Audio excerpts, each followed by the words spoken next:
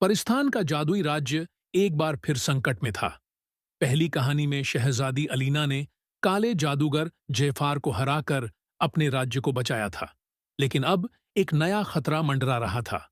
परिस्तान का जादुई स्रोत कमजोर पड़ रहा था, और अगर यह खत्म हो जाता तो परिस्तान हमेशा के लिए अंधेरे में डूब जाता। अलीना को सपनों में एक रहस्यमयी आवाज सुनाई देने लगी। शहजादी, परिस्तान को बचाने के लिए तुम्हें 7 परियों की शक्ति इकट्ठी करनी होगी।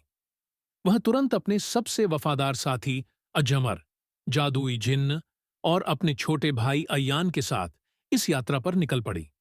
पहली परी, रूबी परी, पहाड़ों की रानी थी। उसने कहा, मैं अपनी शक्ति दूंगी, लेकिन पहले तुम्हें अपनी बहादुरी साबित करनी होगी। अलीना ने बिना डरे एक गहरी खाई पार की और परी की शक्ति हासिल कर ली। दूसरी परी, नील परी, समुद्र की रक्षक थी। उसने कहा, सिर्फ वही मेरी शक्ति ले सकता है जो अपने दिल की सबसे बड़ी सच्चाई को स्वीकार करे।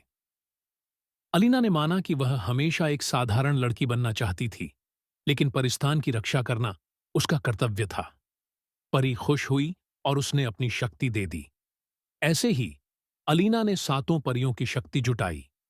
लेकिन जब वह परिस्तान लौटी तो उसे पता चला कि जेफार की आत्मा अभी भी जिंदा थी और उसने परिस्तान की रानी यासमीन को बंदी बना लिया था। अलीना ने अपनी नई शक्तियों से जेफार की आत्मा को हमेशा के लिए नष्ट कर दिया। परिस्तान में रोशनी लौट आई और शहजादी अलीना को परिस्तान की महान रक्षक घोषित कर दिया गया। लेकिन जैसे ही अलीना ने राहत की सांस ली, आसमान में एक अजीब रोशनी चमकी। क्या परिस्तान के लिए एक और नया खतरा आने वाला था?